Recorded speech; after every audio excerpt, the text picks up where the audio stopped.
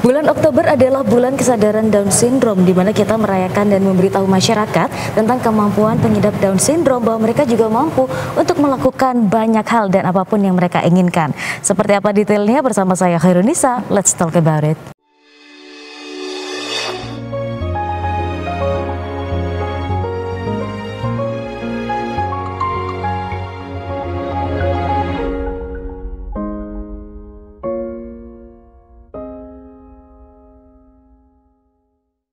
Ya pemirsa, kembali lagi bersama kami dalam program Let's Talk. Pada episode kali ini spesial karena kita kehadiran tamu yang luar biasa. Yang pertama yaitu Dr. Aryani MKes SPAK selaku dokter anak konsultan tumbuh kembang dan juga merupakan dosen di Fakultas Kedokteran Universitas Brawijaya. Dan juga ada Bu Nurwanti SPD selaku bundanya Uswah, yaitu yang memiliki anak Down Syndrome, dan juga Uswah turut hadir di sini. Kita sapa terlebih dahulu. Assalamualaikum dokter. Waalaikumsalam Mbak. Bagaimana kabar hari ini? Alhamdulillah sehat. Alhamdulillah. Bu Nurwanti, bagaimana Bu kabarnya hari ini? Alhamdulillah sehat. Alhamdulillah. Kalau Uswah apa kabar? Uswah sehat. Sehat? Sehat. Alhamdulillah. Nah, sesuai dengan temanya hari ini Bu Dokter dan Bu Nurwanti, bahwa kita mau memberikan awareness nih ke masyarakat tentang Down Syndrome sendiri. Tapi pingin dong Dok dijelaskan dulu, mungkin masih ada beberapa masyarakat yang awam, apa sih yang dimaksud dengan Down Syndrome itu? Silahkan Dokter. Ya. Jadi Down Syndrome atau sindrom Down, kenapa sih dikatakan sindrom Down? Karena dulunya ditemukan oleh namanya Pak Down namanya ya. Jadi bukan karena Down rendah atau jatuh gitu ya. Memang yang menemukan dulu yang pertama kali adalah Pak Down di barat sana. Nah, apakah itu Down Syndrome? Itu adalah sebuah kelainan genetik di mana seharusnya manusia normalnya ada 20 kromosom. Tetapi pada sindrom Down ini ada ekstra, ada tambahan 1 kromosom jadi 21 atau yang dinamakan trisomi 21. Nah, dengan adanya tambahan 1 kromosom itu artinya di dalam tubuh si anak itu ada tambahan protein. Itu yang menyebabkan adanya perubahan genetik di dalam tubuhnya.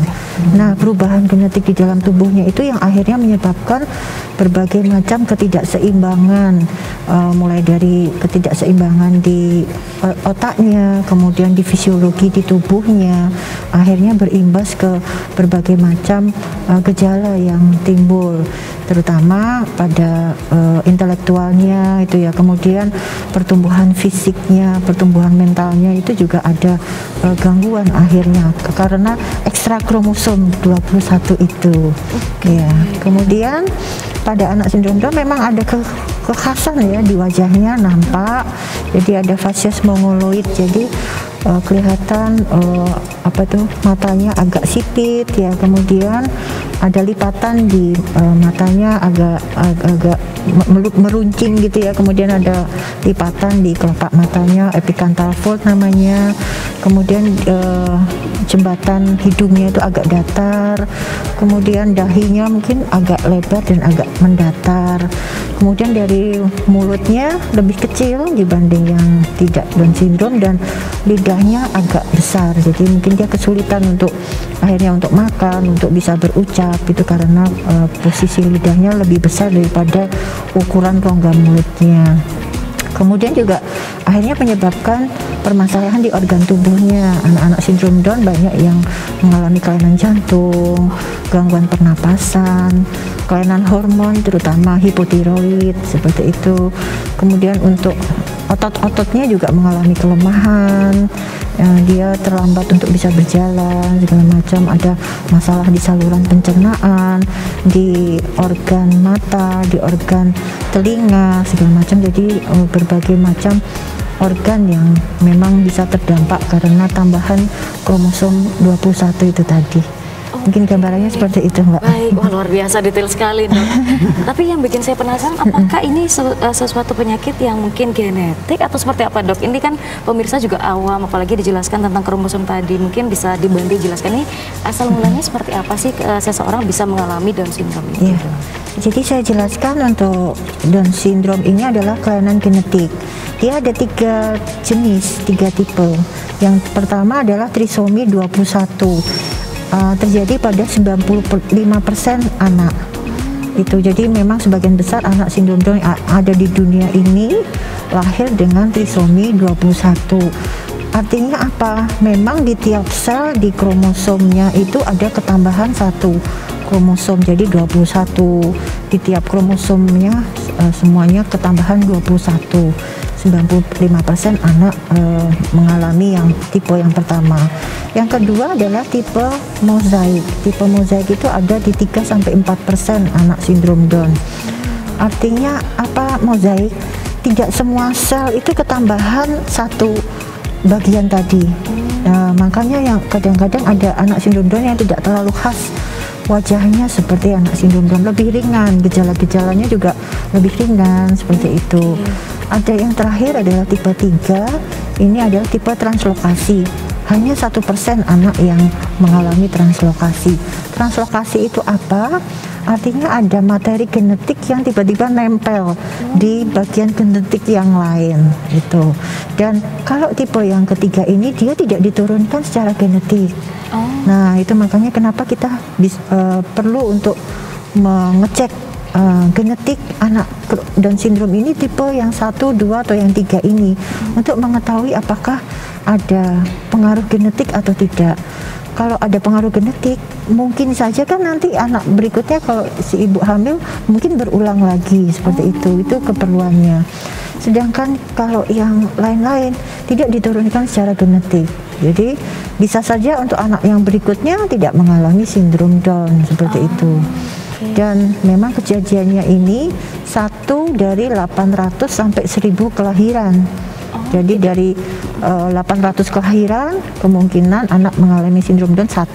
Atau dari 1000 kelahiran yang mengalami sindrom Down ada 1 bayi itu. Dan berbagai faktor risiko sebenarnya penyebabnya banyak ya, selain genetik juga lingkungan, faktor lingkungan kayak gitu. Lingkungan contohnya radiasi atau polusi, kemudian ibunya mengalami infeksi, berbagai macam penyebab itu yang memang bisa beresiko seorang ibu mempunyai bayi dengan sindrom Down. Baik, siap. Terima kasih banyak dok atas penjelasannya, luar biasa nih. Pasti pemirsa makin penasaran juga, mungkin nanti dokter bisa membantu menjelaskan kalau uswah sendiri ini seperti apa. Nanti di segmen berikutnya pemirsa, jangan kemana-mana, tetap di program Let's Talk.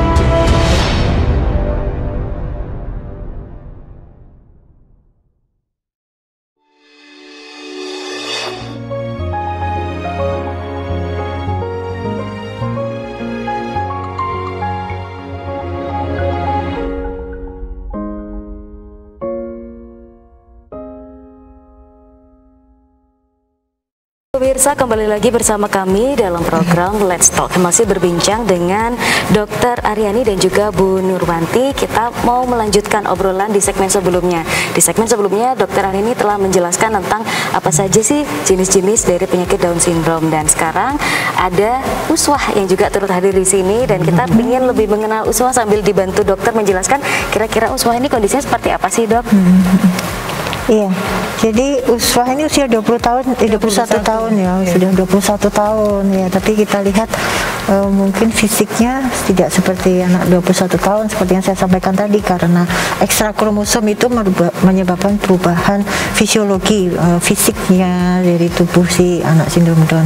Dan hampir 95% anak dengan sindrom Down itu adalah trisomi 21 ya, jadi memang kalau kecenderungannya uswah adalah trisomi 21 tadi, karena nampak kekhasan dari anak sindrom Down adalah fasiesnya mongoloid ya. Jadi ciri-ciri karakteristik anak-anak sindrom Down mungkin kita bisa saling ini ya, untuk awareness dari masyarakat untuk ciri-ciri anak sindrom Down mungkin bisa kita lihat adanya keterlambatan fisiknya itu ya, kemudian untuk inteligensianya, kemudian dari matanya itu nampak agak sipit gitu ya, terus itu seperti itu.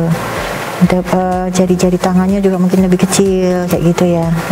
Tapi ini ternyata hebat banget, nanti bisa cerita ibunya juara tingkat nasional gitu ya. Jadi sebenarnya keterbatasan yang ada di anak sindrom Down itu bisa kita asah gitu.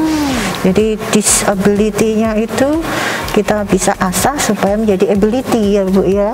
Jadi pasti punya banyak kelebihan atau hal yang menonjol pada anak-anak sindrom Down, karena semua diciptakan pasti ada tujuannya pasti ya itu. Jadi dan ini terjadi pada adik Uswah, nanti bisa sampaikan ya Bu ya. Siap. Gitu. Wah, jadi penasaran nih, pengen ngobrol dengan Bu Nurwanti, melanjutkan yang disampaikan dokter tadi. Apakah dulu ketika Uswah lahir juga Bu Nurwanti sudah tahu bahwa Uswah mengalami Down syndrome atau seperti apa? Mungkin bisa diceritakan ke pemirsa juga. Untuk Uswah sekarang 21 tahun deh. Saya tahu Uswah Down syndrome itu usia 3 bulan 8 hari. Kebetulan Uswah punya kakak masih bayi, 3 bulan 8 hari itu meninggal. Jadi saya masih istilahnya trauma. Jadi memastikan anak saya sehat, saya bawa ke dokter anak waktu itu.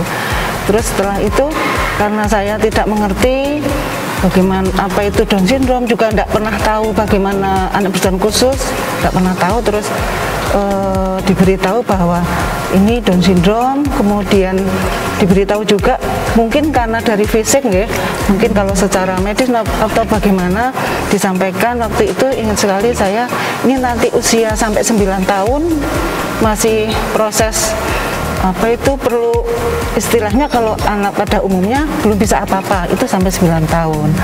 Ya, jadi saya yang pertama ya pasti shock, bingung, terus ya ibaratnya orang sebagai orang tua tidak bisa, kaki itu tidak terasa menginjak bumi gitu. Ya Allah. Kan shock betul ya, di keluarga tidak ada, saya tidak pernah lihat gitu. Dengan berjalannya waktu, alhamdulillah proses yang saya belajar sendiri, karena dulu tidak seperti sekarang ada medsos, terus kemudian komunitas juga banyak, kemudian seminar-seminar baik itu pakai HTM atau tidak, itu dulu jarang sekali itu saya ikut itu, yang pada akhirnya saya punya pemikiran sendiri bahwa ini anak ciptaan Allah, saya maksimalkan apapun. Saya sempat boleh dikatakan berputus asa tentang sebuah nama Down syndrome itu. Mau dikatain nama apa saja terserahlah saya, karena nggak tahu medis nggak. Pokoknya anak saya ini saya maksimalkan gitu. Nah itu ceritanya sampai gitu. Terus cari sekolah, mau TK itu sulit, tidak ada yang mau nerima. Akhirnya saya itu kan harus pakai syarat tes EQ, tes macam-macam itu. Terus saya ke tes intelijensi apa-apa gitu. Kemudian saya juga berpikir anak ini Uswah dulu suka hilang ngoten. Kalau orang Jawa bilang itu sakit deping moto hilang gitu. Waduh, saking aktifnya berarti. Ya. Jadi kalau misalnya bertamu gitu kan pamitan dulu salim gitu, mau masuk mobil kemana gitu dulu. Jadi saya berpikir bagaimana anaknya sehat, kemudian energinya berkurang, tapi ininya berjalan gitu. Kebetulan dia suka air. Di rumah itu di kamar mandi, bak mandi itu ditutup semua, ditutup penuh, jadi dia perosotan gitu. Di dalam kamar mandi. Akhirnya kamar mandi itu baknya saya buang, jadi kamar mandi tidak pernah punya bak mandi, saya takut jatuh. Terus saya cari, kebetulan dulu saya masih mengajar, saya banyak kenalan guru olahraga. Begitu tahu anak saya, mungkin karena ya saya paham, karena belum pernah menangani anak seperti ini, jarang yang mau. Terus saya ke Mendit. Nah di situ ada salah satu klub renang yang melihat ada tulisannya pilih apa itu untuk terapi, untuk olahraga, untuk apa ya, saya daftar, mau, alhamdulillah. Nah, saat 9 tahun dia bisa berenang dengan gaya apa saja. Alhamdulillah. itu sudah kelas 2. Tapi di kelas 1 sampai kelas 6 selalu ikut nari, sama gurunya diikutkan. Nari Des Natalis perguruan tinggi acara apa gitu.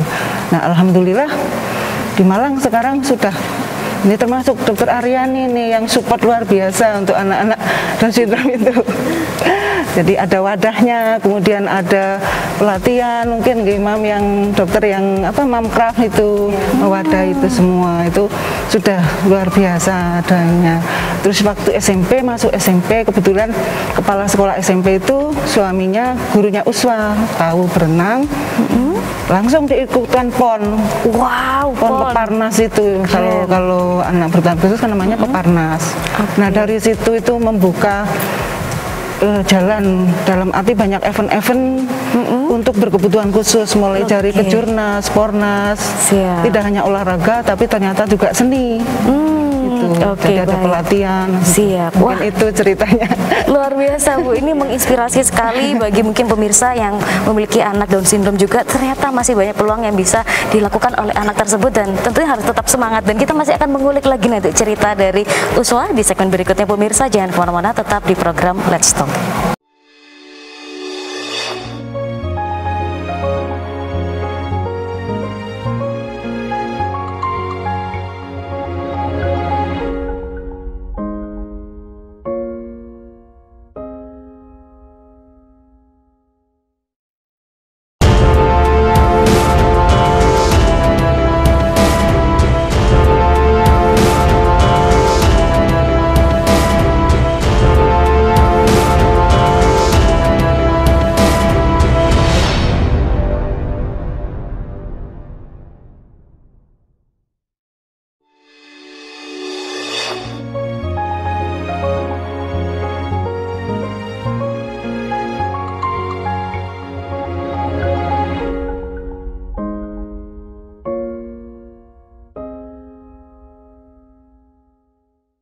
Pemirsa, kembali lagi bersama kami dalam program Let's Talk, masih berbincang dengan Dr. Aryani dan juga Ibu Nurwanti. Di segmen sebelumnya dibahas bahwa Uswa ini ternyata memiliki segudang prestasi. Namun yang menjadi penasaran nih bagi saya dan juga pemirsa adalah bagaimana pola asuhnya hingga bisa membawa Uswa menjadi seorang yang prestatif. Nah, mungkin bisa di-share Bu Nurwanti agar bisa ditiru juga oleh para orang tua terkait pola asuh Ibu. Kalau kami mengasuh Uswa itu menganggap seperti anak pada umumnya. Cuma memang hal tertentu butuh ekstra. Dalam arti ekstra itu yang utama adalah sabar. Nah, betul-betul menguji kesabaran. Satu contoh misalkan mau latihan renang. Pelatihnya sudah menunggu. Masih hobinya dia kan nulis gitu. Masih nulis gitu. Jadi sekarang kalau misal satu contoh, kalau mau latihan renang, pelatihnya ke rumah jemput, baru cepet itu. Tapi kalau moodnya lagi bagus, itu diberitahu nanti latihan, pelatihnya nunggu di sana. Sudah, semua menyiapkan sendiri. Mulai dari pakaiannya, mulai dari perlengkapan semua untuk renang itu sudah sampai nunggu di ruang tamu itu sampai datang. Itu kalau lagi mood bagus. Tapi kalau moodnya jelek, sudah. Orang tua harus sabarnya menunggu sekolah jam 7:30 masuk. Nah, 7:30 itu kadang masih yang kurang inilah, kurang itulah gitu. Jadi kadang datang ya jam 10, jam 9 baru. Tapi memang pola asuhnya yang utama itu memperlakukan seperti anaknya bisa. Setelah itu kok lambat ya, orang tua harus sabar, itu aja. Kuncinya kalau yang pertama itu ya menerima. Yang saya ingat selalu adalah ini makhluk ciptaan Allah gitu aja. Kita harus sabar gitu. Siap. Baik. Siap, terima kasih Bu Nurwanti atas jawabannya. Dokter, nah ini yang mungkin juga pemirsa penasaran, apakah ada terapi khusus untuk membantu selain pola asuh yang tadi dijelaskan Bu Nurwanti juga untuk bisa membantu tumbuh kembangnya anak? Jadi anak sindrom Down seperti yang saya sampaikan tadi, karena ekstra kromosom tadi pasti butuh ekstra penanganan ya. Sejak lahir pun dia ada kesulitan-kesulitan. Otot-otot di tubuhnya kecenderungannya lemah. Itu yang menyebabkan dia terlambat untuk bisa tengkurap, terlambat untuk duduk, terlambat berdiri. Nah, sedini mungkin dilatihlah otot-ototnya itu supaya tidak lemah dengan cara fisioterapi. Semakin dini dia dilakukan fisioterapi untuk menguatkan otot-ototnya, semakin besar kemungkinan dia untuk bisa berkembang seperti anak yang normal. Anak yang normal maksimal berjalan kan 18 bulan. Nah, kalau anak sindrom Down ini dengan terapi rutin, insya Allah bisa sama seperti anak yang normal, 18 bulan bisa jalan.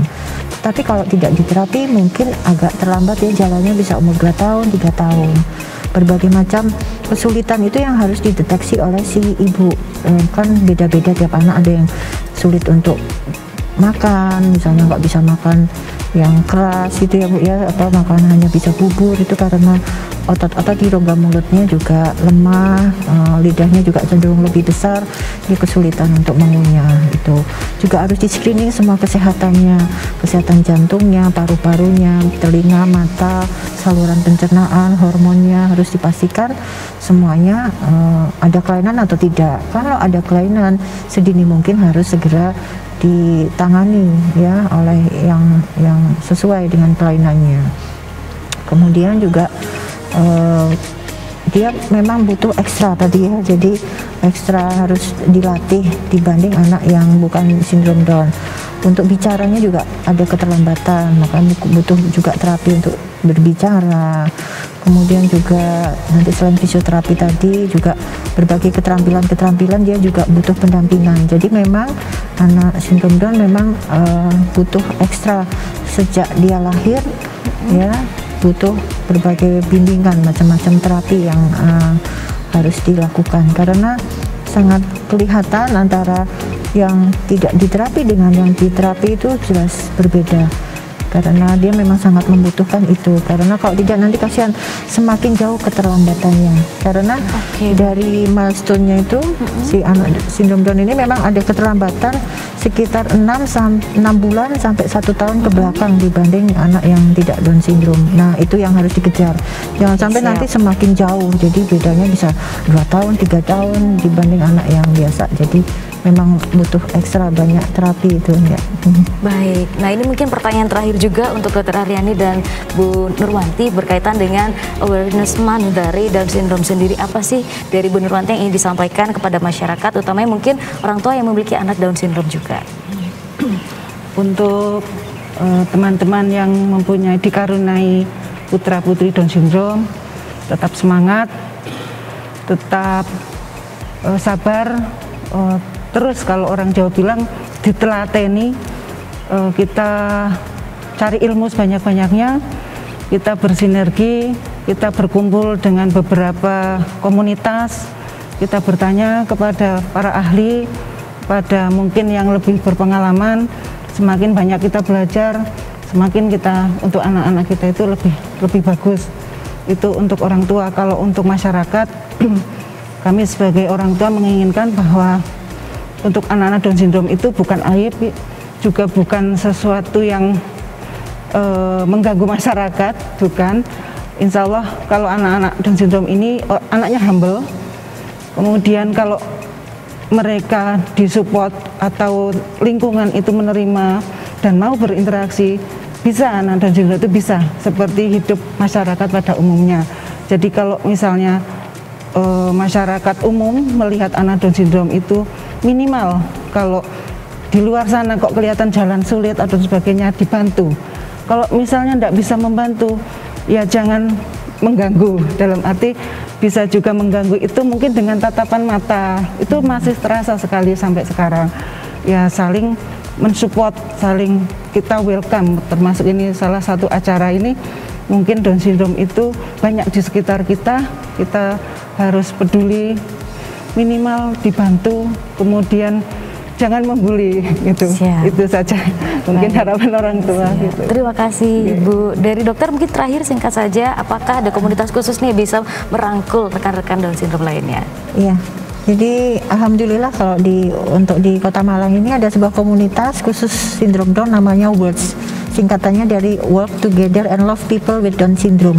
Jadi di dalam komunitas itu nggak hanya orang tua yang memiliki anak sindrom Down, tetapi juga pemerhati, kemudian banyak dokter juga, dokter anak, ahli genetika, guru, dosen, segala macam yang concern dengan sindrom Down. Jadi dengan ikut di komunitas itu insya Allah pasti sangat bermanfaat ya Bu ya, sangat membantu karena biasanya orang tua shock tadi ya, kemudian buta apa sih sindrom Down ini. Dengan bergabung di komunitas itu yang pertama pasti membawa manfaat, bisa belajar untuk mengasuh anak sindrom Down. Yang kedua juga bisa mengembangkan potensi yang ada di si anak, karena di komunitas ini kita rutin tiap hari Sabtu kita mengadakan latihan, bisa latihan musik, latihan tari yang membantu meningkatkan potensi si anak itu, dan juga menyemangati orang tua bahwa anak sindrom Down itu tidak untuk dikucilkan, tidak untuk merasa malu, dan itu memang bukan aib atau apa. Bantu kami untuk mensosialisasikan kepada sanak saudara, tetangga, ajari anak untuk bisa menghargai bahwa ini ada sebuah kelainan genetik yang memang bawaan dari Allah ya, diberikan Allah. Ini sebuah keistimewaan bahwa ini ada di sekitar kita dan hadir di sekitar kita. Jadi kita belajar untuk bisa menerima berbagai macam perbedaan, menghargai anak sindrom Down, tidak meremehkan, tidak mengucilkan atau malah mengusir segala macam ya Bu ya. Jadi kita bantu edukasi bahwa anak Down syndrome ini ada dan mereka bisa juga berpotensi ya, bisa untuk beraktivitas seperti yang lain. Beri mereka juga kesempatan yang sama dengan anak-anak yang lain, seperti itu. Siap. Ya. Terima kasih banyak dokter atas penjelasannya. Terima kasih juga. Irwanti juga sudah sharing hari ini, dan Uswa terima kasih sudah hadir. Semoga terus berprestasi dan memberikan inspirasi untuk teman-teman semuanya.